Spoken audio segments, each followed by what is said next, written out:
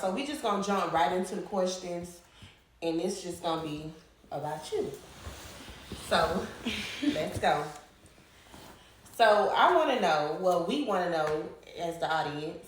How did you grow up? Like, where you from? How did everything go in your childhood? Okay, well, I'm from Goose, like Miami, Florida. You know, the baddest, the biggest, you know. Yeah. So I'm from the Horseshoe. My mama and my daddy was like all over, like in Goose. We done had apartments all over Goose.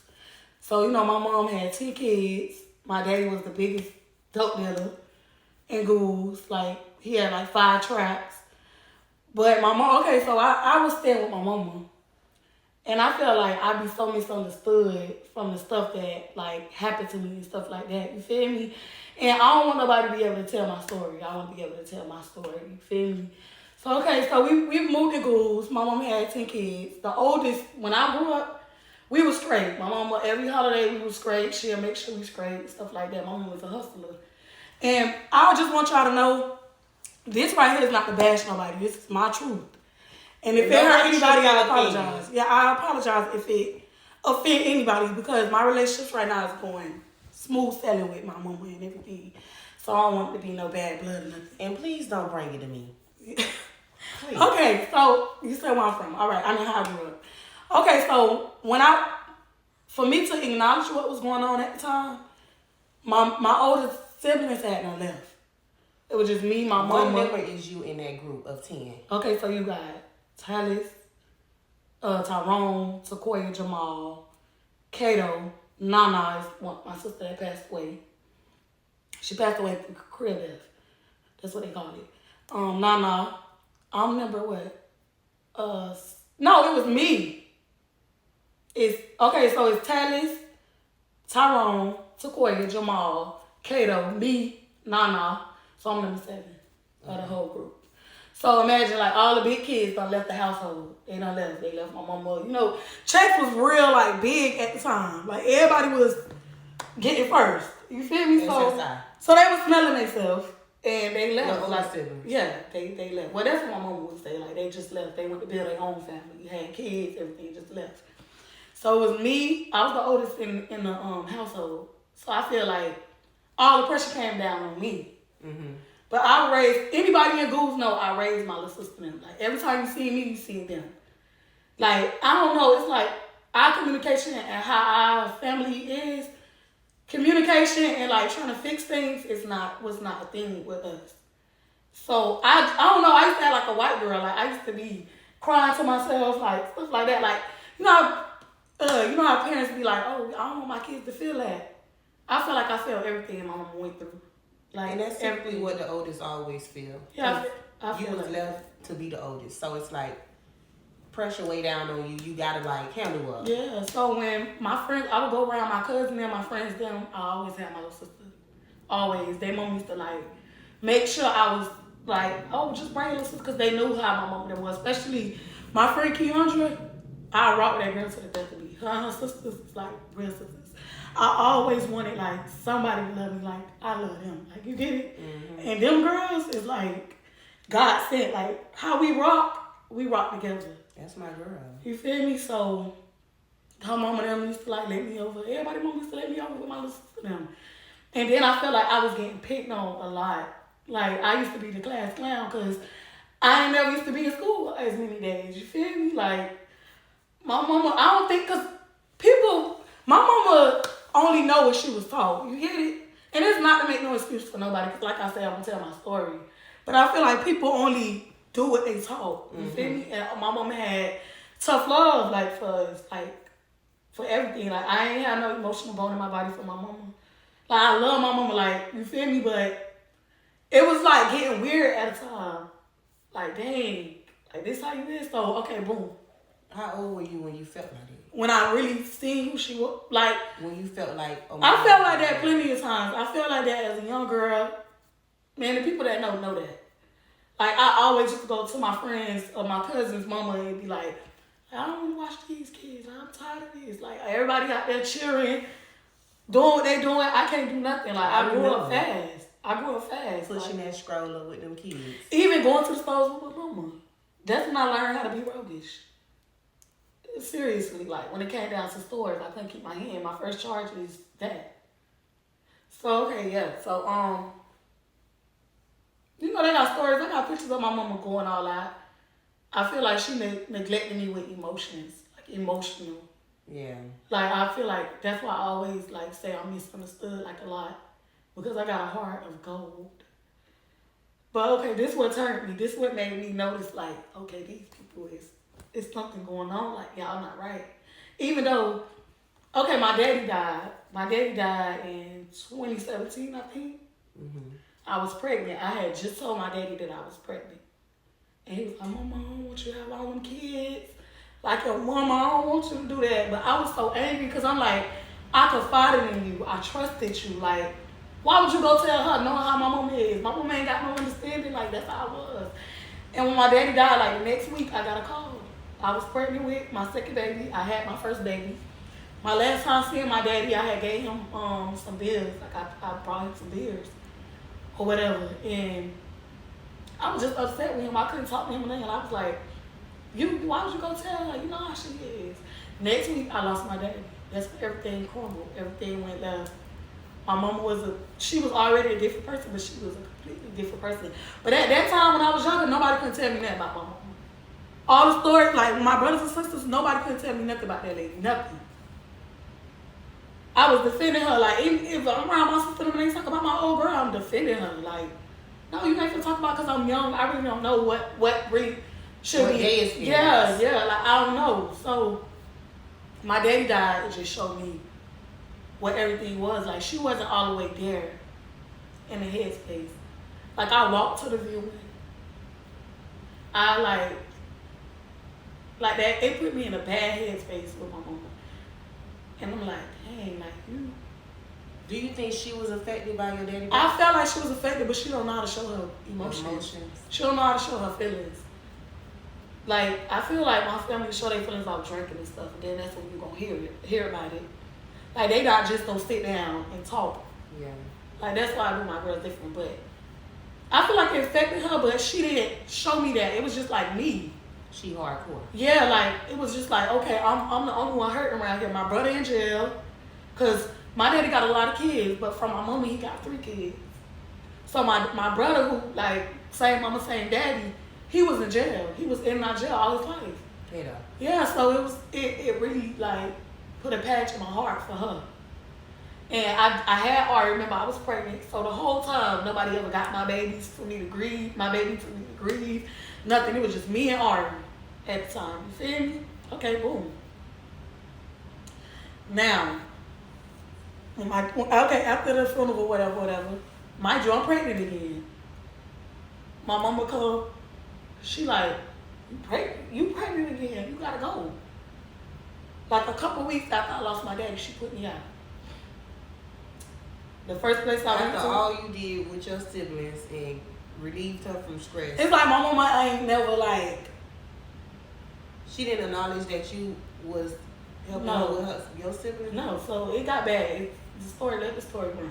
And this is not just all about my mom. This is about traumatic experiences that I want to talk about and get it over with. But this your childhood. Yeah, I don't want to hold on to it though. Your childhood is. I got my own kids I'm raising. I don't hate my mom. I love my mama. Love my mama down. Seriously. But I hate when she just have amnesia about things that hurt me. Like, it's never a sorry or I apologize or nothing like that. And I'm not even going into depth about the seriousness of some of the circumstances because I don't want to re-experience it. You get it? Yeah. Okay, so boom. But sometimes you have to re-experience stuff so you can feel them emotions so you won't be able to. Yeah, but everybody had me misunderstood when I was younger anyway, though. Everybody felt like, oh, she just fighting. I had so much in my head. People was picking on me, bullying me. I ain't had a latest of the ladies, so they would talk about me. Like, I experienced some things, and I'm just like, Keandra was the only one, like, I ain't finna talk about you. I ain't finna make you feel bad. That's why them be my dogs. We never fell out. Never. Been my dog since day one. Yeah, that's my girl. So, and all I know how to do is defend. So, okay, boom. She told me to get out.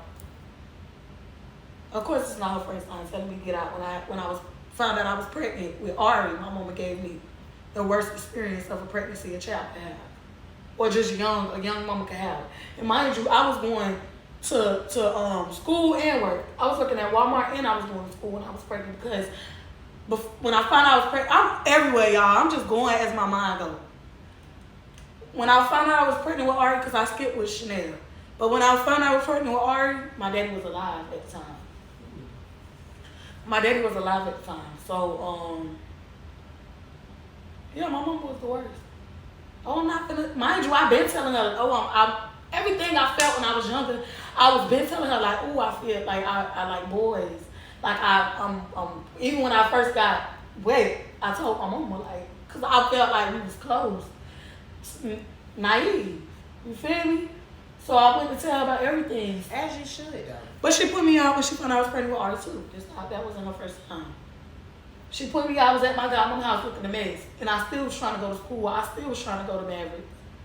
I still was trying to get there, like, on the bus. And we by the purple store. You know, you walk all the way down there by the purple store, like you finna go to the ridge or somewhere?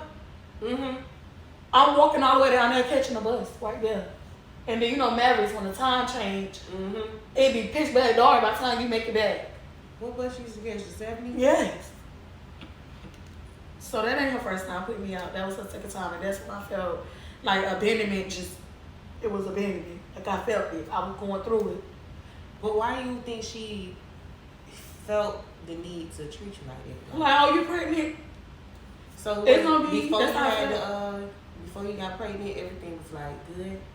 No, like, I always had, like, my mom don't know how to talk to people, don't know how to express herself. It was always like that. It was always like that. So when you was a child, it was always the yelling, the arguing, y'all going back and forth? Yeah, we had some good times, of course, but yeah.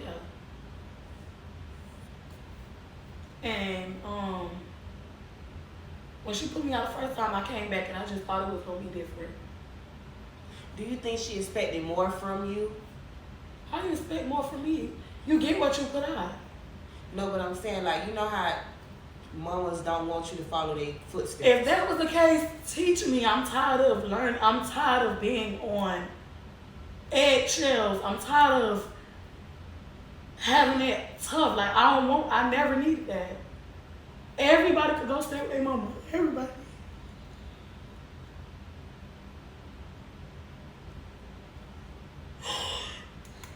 Everybody stay with their mama. Everybody.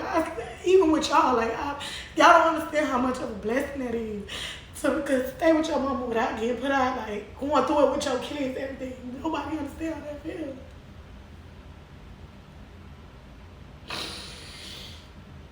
Nobody understand how that feels, bro. You think, I feel like anybody that stay with their mama, stay with your mama as long as you can. It's hard out here. It's been hard out here. I didn't know nothing that day. I didn't know nothing. Ain't nobody teach me how to be ready for that world like that. Like, it wasn't that I thought I was grown. I just was looking for love in the wrong places. That's it. That's it. And I'm tired of having to explain myself to people I love. Like, because it's too much for me. I shut down. Like, it's too much. So when she did the first time I came back, I'm like, no matter. Like, that's still your mama. So I'm cleaning up to go. I'm still respecting her house. I'm cleaning up to go to my baby daddy house and everything. Like, I feel like with Trey, if my first baby daddy, I don't even say nobody's name, but I feel like it would have went different with our relationship with my girls if I had this, like, teaching me, like, instead of seeing so much wrong. Teach me. Let me know, like, what not to do and what to do. Right. Stop thinking that I'm supposed to know how the world is when you ain't even know what the world is. Just because your mama did that to you. No. See, but she probably learned, like, tough love. That's all she talking about. Tough love. So she thinking, like, you probably will be, like, hip to it. Like, you know, I give tough love to my sons because I have boys, so I don't. That's the difference. Tough love and you emotional. You give them love. You hug them. You kiss them. You let them know they handsome. You let them know who they are as a person. You can't compare that to that. Yeah, but that's because whatever you learn, whatever you see. Like, okay, if your mama ever did something, you like, I ain't doing that to my babies. Right. That make you want to change for your babies. I feel like back in the days, people is stuck in their ways so much. That's why these kids be so scared to come to them and talk to them and tell them stuff. I went to my mama, though. I could have went on Depo. I could have went on anything. I could have went on anything. My mama just was saying, I'm not gonna make you feel like it's okay What? to have a baby or to even have a sex period. What? Yes. That's her favorite line. I'm not finna make it okay for you. I'm not finna say it's okay for you to go out there. Instead of so she didn't want to put you on Depo because she didn't want you to have sex. Basically, she just that's her forte. Like I'm not finna. So but she thinking like, oh, if I put you on Depo, you gonna think it's okay to. Yeah. So okay, boom. First time you put me out, alright. I came back, still there. All that. Now, if you want to set me up for the world, come on, let me go take you get your own stamps. Get you off my case. You want to be grown? That's the type of stuff you do. Don't just put me out and don't set me up for me to be okay. You get it? Yeah. You set me up for failure. Second time, okay. Now with Chanel, that's when I was with Sherelle. Now, when she put me out, my auntie came and got me. Of course, I'm just grateful for anybody that ever loved me. Like, you feel me, for real. Mm-hmm. So the first time, the second time, okay, you put me out. My auntie let me in. So I'm over there with her. Now I'm pregnant. I'm mad at my baby daddy. My baby daddy got me fighting everybody. You feel me? Yeah, they had me fighting and all this other stuff. Like, oh, I'm done with that. I need better. You feel me? That's when I bumped into Sherelle.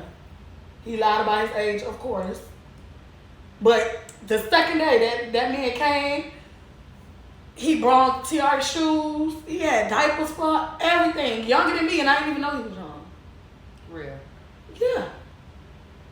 He was telling me, like, you good. Like uplifted me into, like, okay, y'all, life for part 2. This is just part 1. I don't want to get too into depth. This is just part 1. Y'all go follow me on TikTok, YouTube. There's more to the story. I don't want nobody to get offended. I love all y'all and appreciate all my supporters. But it's going to get deep because I be feeling like I'm misunderstood by a lot of y'all. But I don't want to get too deep for me to get emotional. I'm in a good place right now. God bless y'all.